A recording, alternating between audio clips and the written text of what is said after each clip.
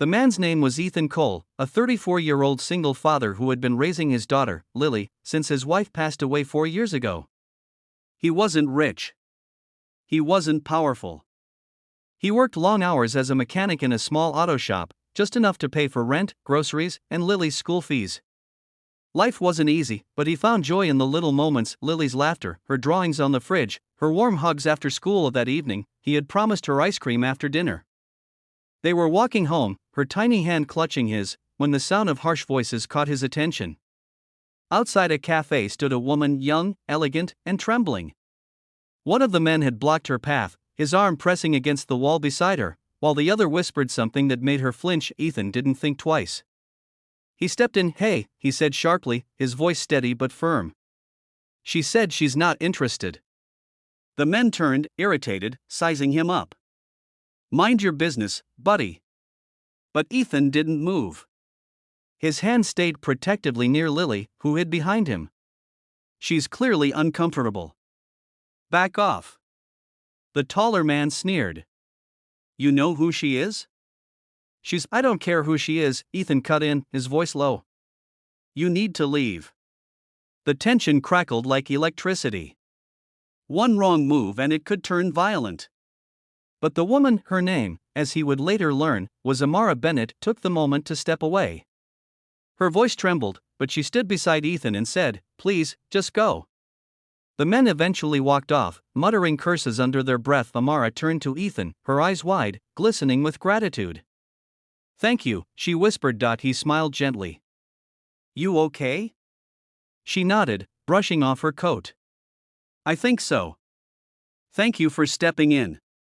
Her gaze fell on Lily, who peeked out from behind Ethan's leg. "And who's this brave girl?" Lily giggled shyly. "I'm Lily." Amara's smile softened. "Nice to meet you, Lily." Then her expression turned serious.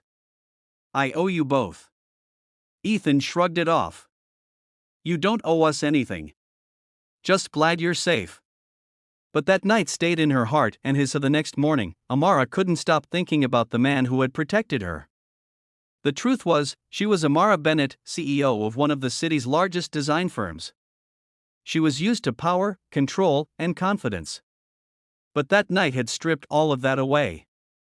For once, she had felt helpless, and someone ordinary had stood up for her when no one else did. Days later, she walked into the same auto shop where Ethan worked.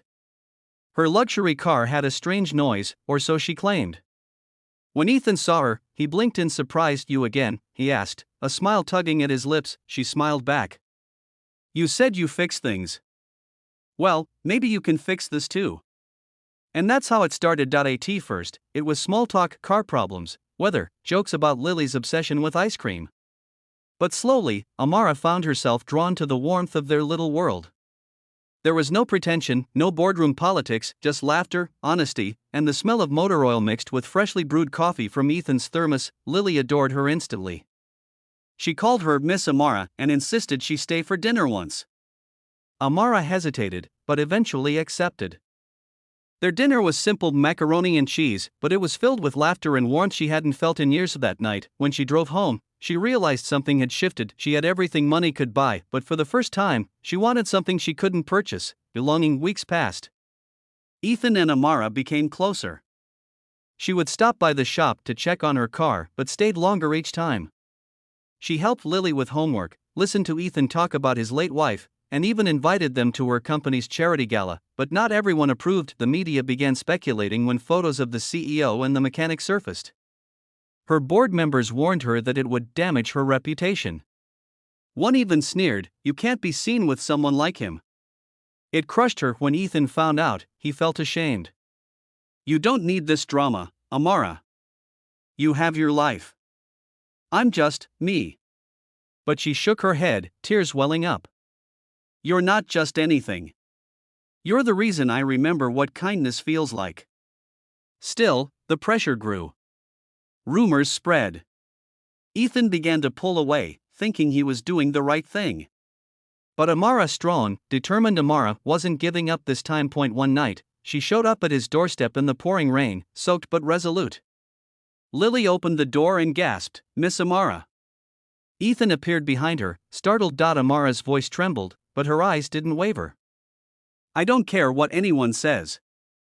I'm not walking away from the only people who make me feel at home. Ethan stared at her, speechless. He saw truth in her eyes, the same truth that had drawn him in from the start. He stepped forward, brushed a strand of wet hair from her face, and whispered, "Then stay." She smiled through her tears. I was hoping you'd say that. Months later, their lives intertwined naturally. Amara would bring breakfast to the shop, Ethan would fix things at her office when no one else could. Lily called her Mama Amara one morning by accident, and no one corrected her. Their love wasn't built on wealth or perfection, it was built on kindness, courage, and second chances. And whenever people asked Ethan how it all began, he would smile and say, I was just walking my daughter home one night, and decided to help someone who needed it. Turns out, she helped me too. Because sometimes, love doesn't enter your life with fireworks or grand gestures. Sometimes, it walks in quietly on a cold night when a single dad steps forward to protect a stranger and finds the missing piece of his heart instead.